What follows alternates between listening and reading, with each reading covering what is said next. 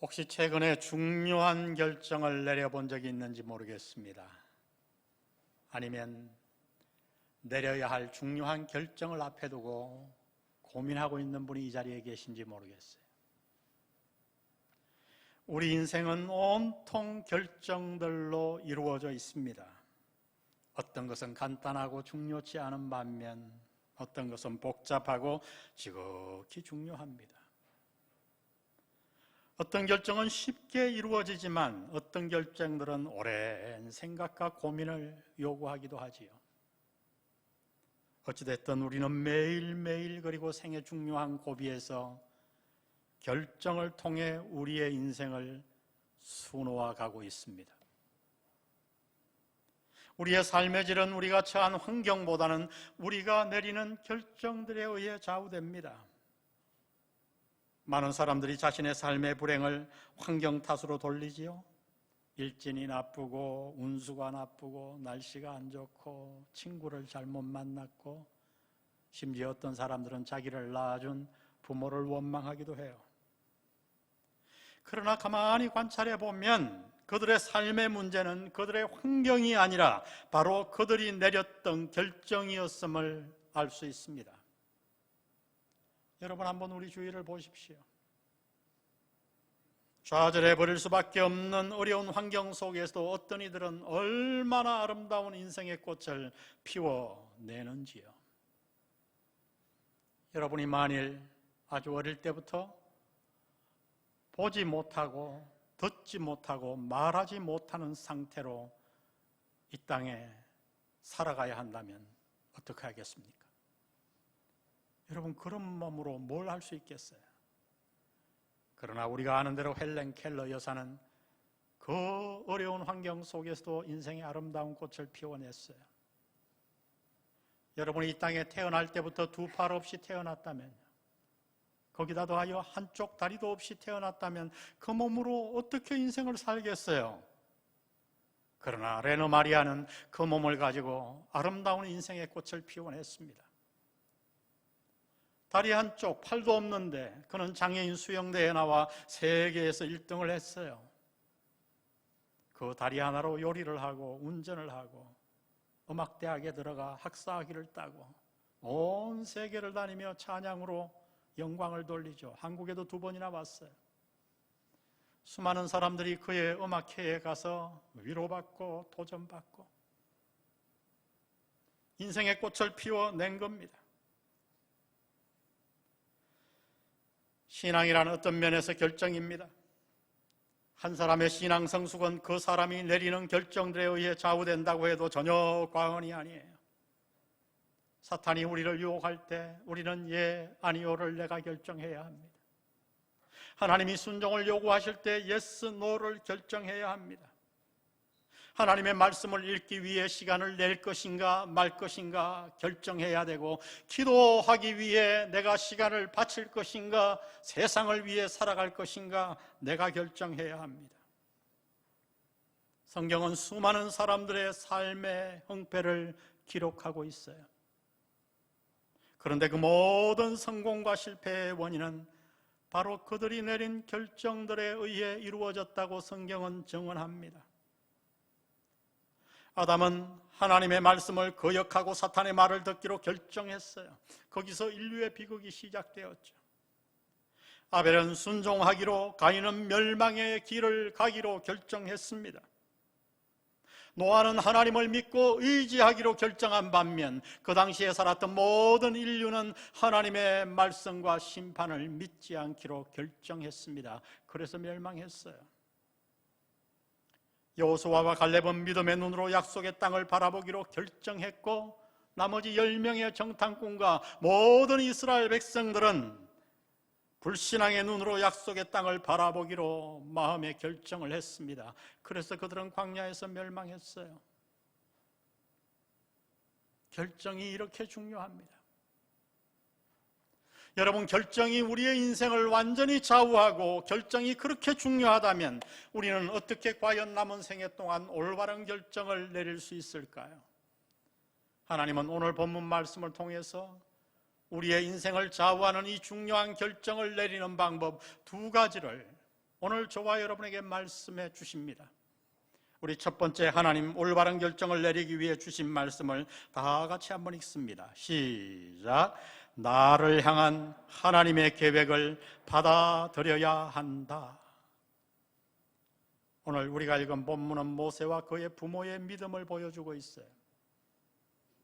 23절 한 절에서 모세의 부모의 믿음을 요약하고 해석해 놓았는데 23절을 보시죠.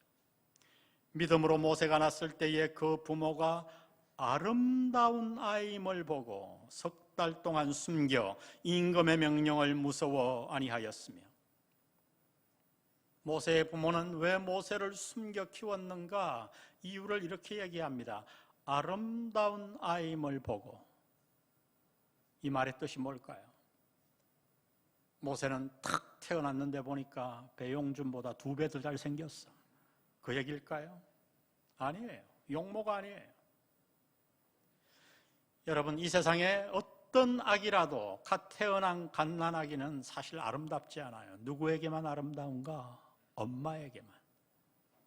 전 지금도 잊을 수 없어요. 제 친구 목사가 딸을 낳았어요. 제가 병원에 갔죠, 축하하기 위해. 근데 얼굴이 약간 밝지가 않아요. 왜 그러냐 그랬더니 저를 저 구석으로 데려가더니 박 목사, 큰일 났어. 왜? ET야, ET. 여러분, 갓 태어난 애들은 다 ET예요. 뭐 지금은 얼마나 예쁜지 모르죠. 이 말씀은 그러면 무슨 뜻일까요? 아름다운 아임을 보고 숨겨 키웠다.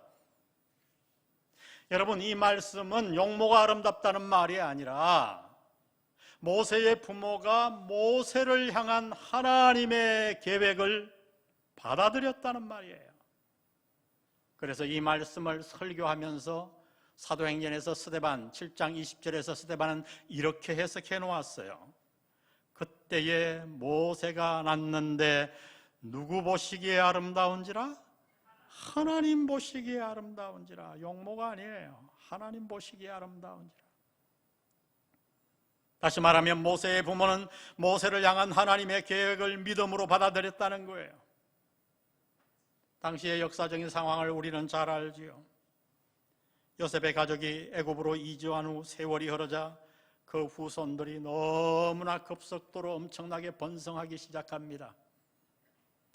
그러자 두려움을 느낀 애굽의 왕 바로가 여자아이들은 살리고 남자아이가 태어나면 다 나일강에 던지라고 명령을 내립니다. 그 명령이 들어 하나님의 백성이라고 하는 당시의 모든 부모들이 남자아이가 태어날 때 나일강에 던져 악어밥을 만들었어요. 그러나 모세의 부모는 달랐습니다. 모세의 부모는 그렇게 하지 않고 모세를 숨겨 키웠어요. 왜요? 모세의 부모는 마음에 이 모든 일들을 다 하시는 하나님이, 다 아시는 하나님이 왜 이런 때에 우리 가정에 남자아이를 주셨을까?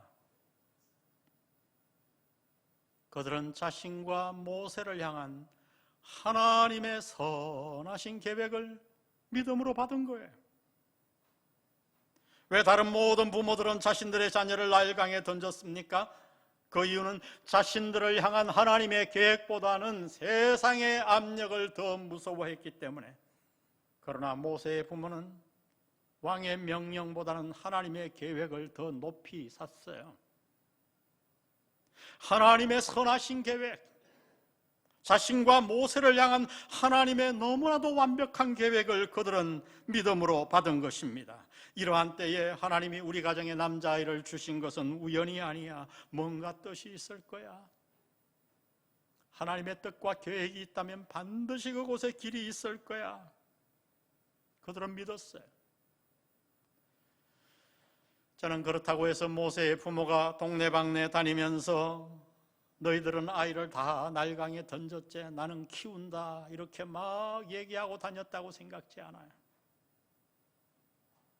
여러분, 모세의 부모라고 왜 두렵지 않았겠어요? 왜 불안하지 않았겠어요? 만일 모세를 키우다가 발각되면 그들만 해를 당하는 것이 아니었죠. 우리가 아는 대로 이미 모세에게는 누나 미리암과 형 아론이 있었잖아요. 그들의 목숨까지 담보하지 못하는 상황이 됩니다. 모세의 부모가 이 모든 것을 알았기에 얼마나 마음에 불안해하고 그리고 얼마나 간절하게 하나님 앞에 기도했을까요? 때로 기도하다가 때로 불안해하다가 믿음으로 그것을 극복하다가 여러분 한번 상상을 해보세요. 그렇게 그들은 3개월 동안 하나님 앞에 간절히 기도하며 하나님 분명히 계획이 계실 터인데 저희들에게 길을 보여주세요, 지혜를 주세요, 간절히 기도했어요. 야고보서 1장 5절은 이렇게 말합니다. 우리 다 같이 한번 읽어봅니다. 시작. 너희 중에 누구든지 지혜가 부족하거든 모든 사람에게 후히 주시고 꾸짖지 아니하시는 하나님께 구하라. 그리하면 주시리라. 아멘. 주시리라. 그렇게 기도하고 있는데 어느 날 당시 애굽의 시대 상황이 머리를 쏙 스치고 지나가는 거예요. 당시 바로에게는 큰 고민이 있었어요. 세계를 다 정복했는데, 나라를 이루었는데 안타깝게도 그의 마음에 드는 후계자가 없었던 거예요. 자신들의 자손 가운데 후계자감이 없었어요. 그 당시에 그 바로가 가장 사랑하고 인정했던 한 자녀가 있었는데 그가 바로 모세를 키웠던 바로의 공주 딸이었어요. 그 공주에게 아들이 있으면 외손자에게 바로 왕위를 넘기고 싶었지만 불행하게도 그 공주는 아들이 없었지요. 갑자기 그 상황이 기도하는데 머리에 떠오르는 거예요. 고민하며 지혜를 구하며 기도합니다. 그러다가 드디어 처음에 신랄 같은 그 가능성을 기도하며 점점 구체화시킵니다. 믿음으로 하나님께 간구하며 그리고 행동을 개시하죠. 모세를 그 공주에게 한번 보내봐야 되겠다. 사실 말도 안 되는 얘기잖아요.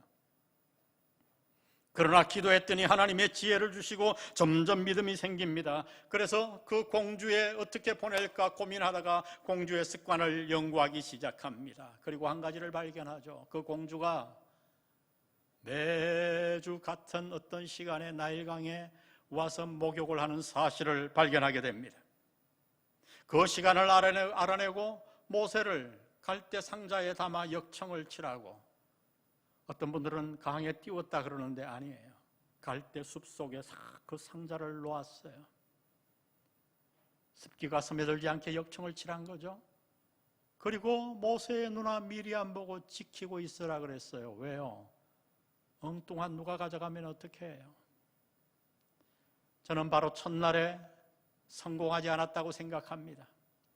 아마 첫날은 모세가 쿨쿨 자고 있었을지도 몰라요. 아마도 미리암에게 얘기했겠죠. 몇 번을 하다가 오늘은 안 되겠다. 모세가 자고 있으면 바구니를 발로 팍 차버려라, 미리암아. 모세가 깜짝 놀라 어찌되었든 울었어요. 그 공주가 가서 데려오라. 바구니 상자를 열자마자 그가 유대인의 남자임을 알았어요. 왜? 유대인만 쓰는 타올이 거기에 있었으니까. 그런데 그 상자를 열고 모세를 보는 순간 공주의 마음속에 어떤 마음이 생겼는가? 아, 내 아들로 양자 삼아 키워야 되겠다. 여러분, 그 마음을 누가 주셨을까요? 누가 주셨을까요? 하나님이. 그러나 고민이 생겼죠. 요즘 같으면 그냥 분유 먹이면 되지만 저지없잖아요. 어떡할까 순간 망설이는데 한 여자애가 쪼로로 뛰어나오더니 이렇게 얘기합니다. 공주님, 우리 동네 방금 아이를 낳고 저지 철철 넘치는 여자가 있는데 제가 데려올까요? 여러분, 미리암에게 모세 부모가 얼마나 연습시켰겠어요. 그 말을 외워봐라. 인토네이션이 그렇게 경상도 사투리 갖고 되겠냐? 한번 해봐라. 그 말을 듣고 공주가 가서 데려오라. 미리암이 쫓아가서 누구를 데려왔어요? 모세 엄마를. 여러분, 당시의 관습을 연구해보면 당시의 유모들은 아예 그 아이를 맡아서 그냥 자기가 집에서 키웠어요. 그리고 공주가 정해준 집에서 키우다가 그냥 하루에 한 번 또는 필요할 때에 공주에게 가서 보이기만 하면 되었습니다. 여러분, 세계 역사에서 자기 자식 키우면서 봉급받으면서 키우는 엄마는 모세 엄마밖에 없는 줄 믿으시기 바랍니다. 할렐루야. 그때부터 모세는 이 세상에 가장 탁월한 어떤 유학도 할 수 없는 왕궁의 모든 교육을 받습니다. 그리고 모세의 엄마는 그를 키우며 살아계신 하나님에 대해 신앙을 단독하게 키웁니다. 이 모든 것이 가능해졌어요. 여러분, 이 놀라운 일이 어떻게 가능해졌을까요? 이 기적들이 어떻게 일어났을까요? 이유는 하나입니다. 그것은 바로 오늘 본문이 해석한 대로 모세의 부모가 자신과 모세를 향한 하나님의 선하신 계획을 받아들였기 때문이라고 오늘 본문은 말씀해 주시는 거예요. 성도 여러분, 여러분의 인생을 좌우하는 결정을 올바로 내리기 원하십니까? 그렇다면 먼저 당신을 향한 하나님의 선하신 계획을 받아들이시기를 바랍니다. 당신은 우연히 이 땅에 태어난 존재가 아니에요. 하나님은 엄청난 계획을 가지고 당신을 이 땅에 보내셨습니다. 그리고 하나님은 당신을 얼마나 사랑하셨던지 당신을 위해 하나밖에 없는 독생자를 이 땅에 보내셔서 십자가에 돌아가시게 했어요. 그래서 우리는 얼마짜리인지 아세요? 1조 100조가 아니에요. 우리는 예수님짜리예요. 하나님은 이 땅에 70억이 아니라 당신 혼자 이 땅에 있다고 해도, 나 혼자 이 땅에 있었다고 해도 독생자 예수님을 보내셨고 예수님은 나를 위해 십자가에 돌아가셨을 거예요. 우리는 그런 존재예요. 이 귀한 존재에 어떻게 하나님이 그냥 지나치시겠어요? 어떻게 계획이 없으시겠어요? 하나님은 저와 여러분을 위해 선하고 놀라운 계획을 가지신 줄 믿으시기 바랍니다. 그 하나님의 계획을 그대로 받아들이세요. 모세의 부모처럼. 우리가 이 땅을 사는 동안 올바른 결정을 내리기 위해 우리는 나를 향한 하나님의 선하신 계획을 받아들여야 합니다. 두 번째, 마지막으로 하나님이 우리에게 말씀하시는 것은 올바른 결정을 내리기 원하면 우리 다 같이 한번 읽어봅니다. 시작. 영원한 시각을 가져야 한다. 이 세상에는 두 가지 시각이 있어요. 빛의 시각과 어두움의 시각, 하늘의 시각과 땅의 시각이 있습니다.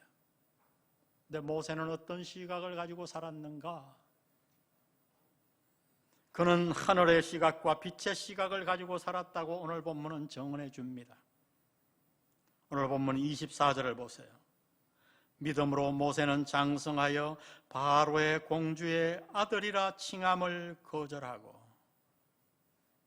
모세가 거절한 것이 무엇이었나요? 요즘 말로 말하면 장관 자리, 총리 자리, 대통령 자리? 전혀 아니에요. 여러분, 대통령은 5년 해요. 그리고 끝이 안 좋아. 그런데 왜 그렇게 하려고 그러는지 모르겠어요. 그러나 당시 애굽의 바로의 자리, 이 왕의 자리는 세상을 다 통치했고 거기다 더하여 임기도 없는 죽을 때까지 왕의 자리에 있는 절대 권력의 자리였어요. 그런데 오늘 본문은 모세가 그것을 거절했대요. 여러분, 쉬운 일이 아니죠. 모세는 또 무엇을 거절했는가? 25절 보니 도리어 하나님의 백성과 함께 고난받기를 잠시 죄악의 낙을 누리는 것보다 더 좋아하고. 성경은 죄악의 낙을 인정하지요. 죄를 지을 때 쾌락과 기쁨이 잠시 있음을 인정해요. 그런데 이 모세가 거절한 이 낙은, 쾌락은 어떤 것인가? 하고 싶은 것은 무엇이라도 다 할 수 있는 완벽한 절대 쾌락이에요. 바로가 못할 게 뭐 있겠어요? 근데 모세는 그것을 거절했어요. 마지막으로 모세가 거절한 것을 26절은 이렇게 말해 놓았어요. 그리스도를 위하여 받는 능력을 애굽의 모든 보화보다 더 큰 재물로 여겼으니. 애굽의 모든 보화 얼마일까요? 1조, 10조, 100조? 아니요. 이 세상의 모든 은행의 돈을 다 가질 수 있는 재물이었어요. 엄청난 재물. 그런데 모세는 그것을 거절할 뿐만 아니라 오히려 나아가 능욕의 삶을 선택했다고 말합니다. 여러분, 참 말도 안 되는 얘기 같아요. 요사이 그런 사람이 어디 있겠어요? 아무리 예수를 믿는다고 해도. 근데 모세는 그것을 택했어요. 결정했어요. 어떻게 모세가 이렇게 결정할 수 있었을까? 그런데 그 이유를 본문은 명백하게 이렇게 밝혀놓았어요. 26절 다시 보세요. 그리스도를 위하여 받는 능력을 애굽의 모든 보화보다 더 큰 재물로 여겼으니 이는 무엇을 바라봄이라? 할렐루야! 상주심을 바라봄이라. 그가 이렇게 대단한 결정을 내릴 수 있었던 이유는 바로 그가 하늘의 시각, 빛의 시각을 가지고 살았기 때문이라고 성경은 말씀해 줍니다. 예수님도 어느 날 우리에게 시각 얘기를 하셨어요.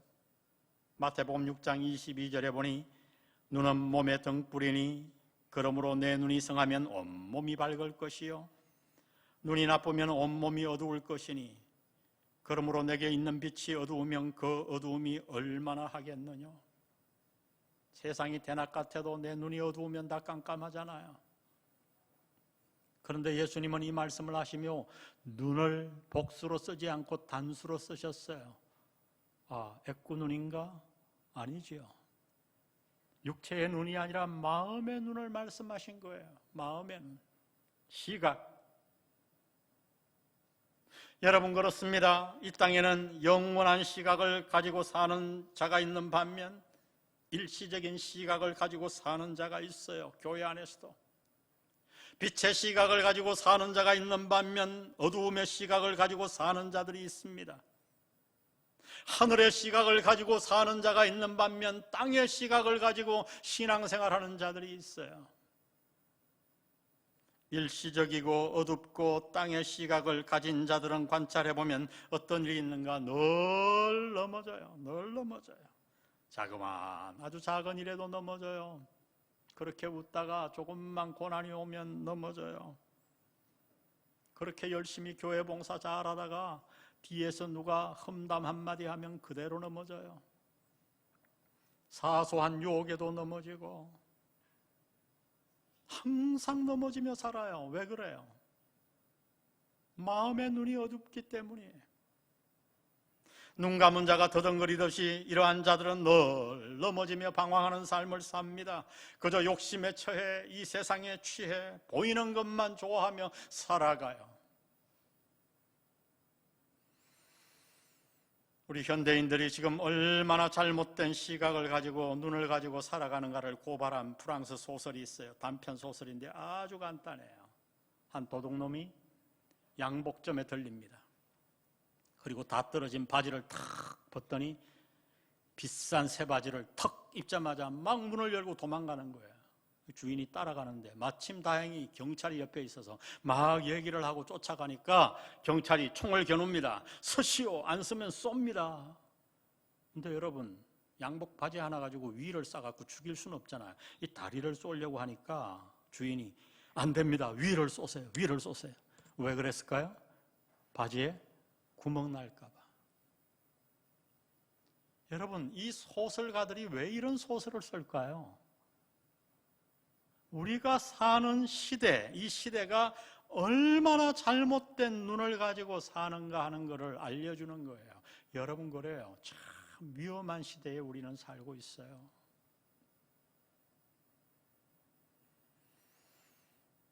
예수님은 어느 날 눈이 어두운 자, 하늘의 시각이 전혀 없고 땅의 시각만 가지고 사는 자의 결말을 우리에게 생생하게 말씀해 주셨어요. 지어낸 얘기가 아니라 과거에 있었던 일이라고 신학자들은 얘기합니다.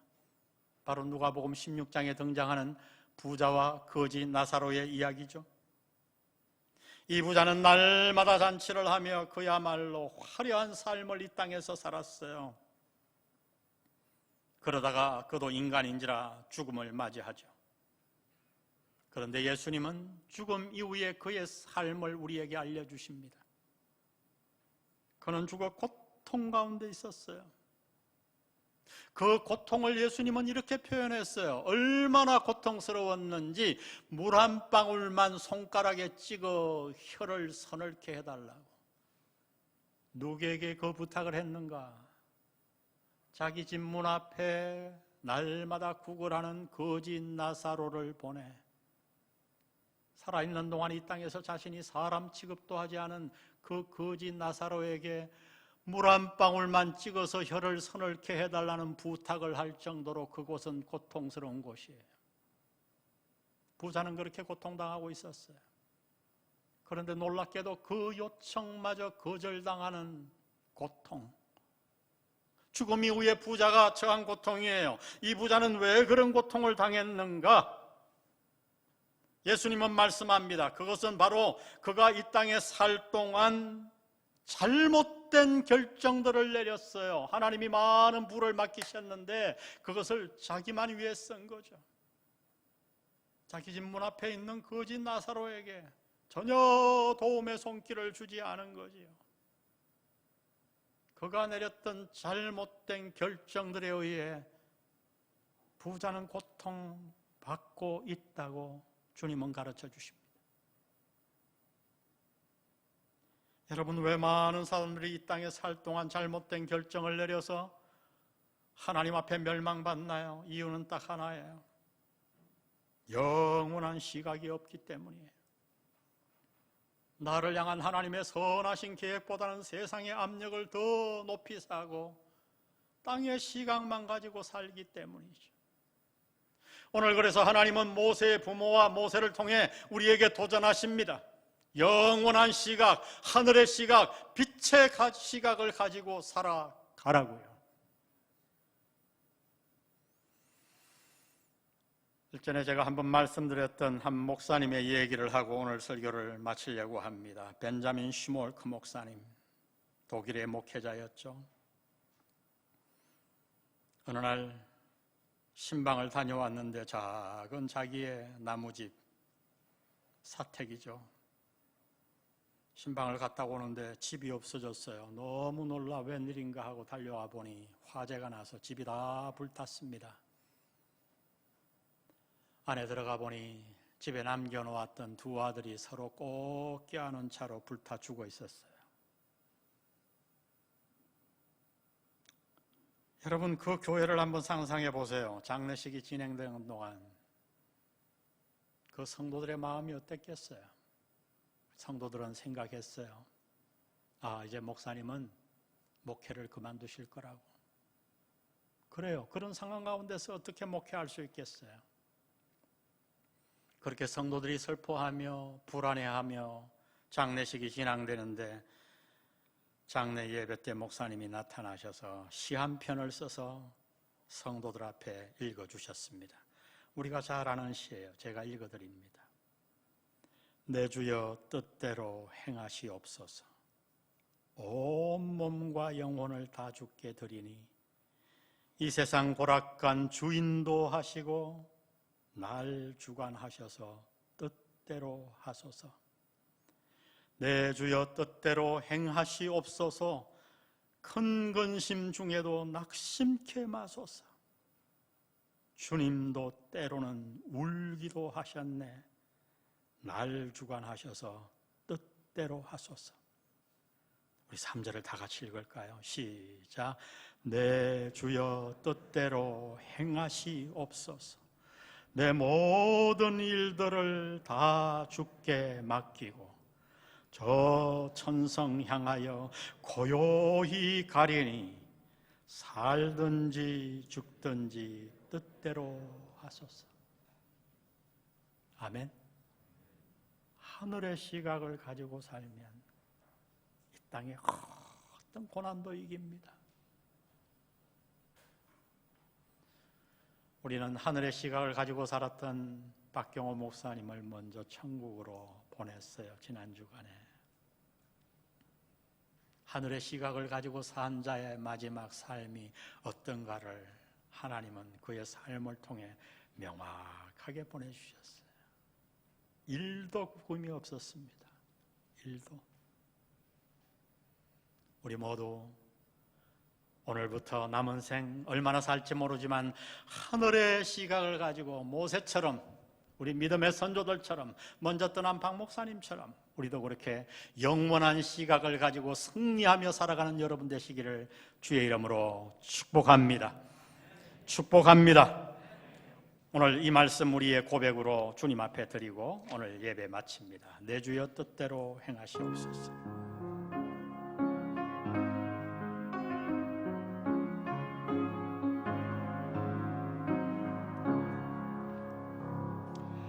내 주여 뜻대로 행하시옵소서. 온 몸과 영혼을 다 주께 드리니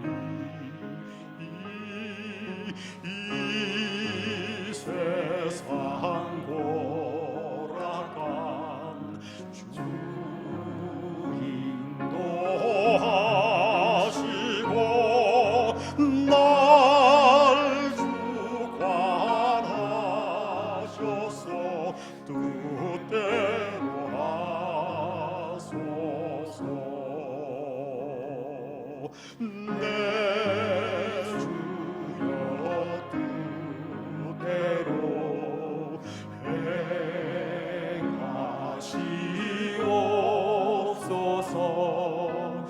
큰 근심 중에도 낙심케 마소서. 주님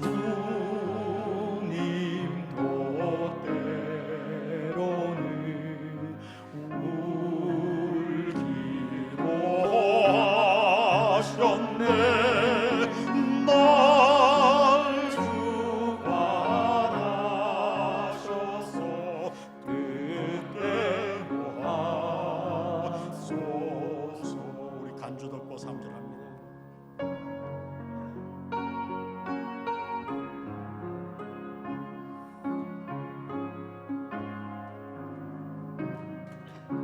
내 주여 뜻대로 내 주여 뜻대로 행하시옵소서. 내 모든 일들을 다 주께 맡기고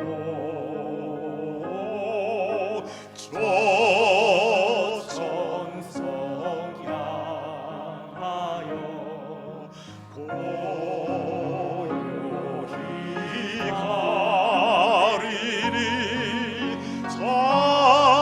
살든지 죽든지 뜻대로 하소서.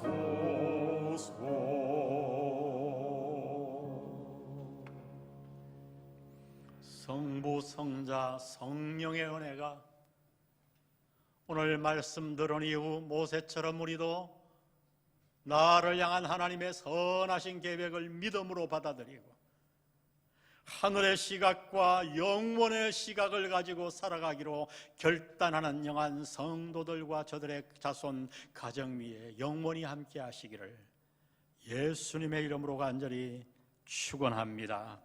아멘.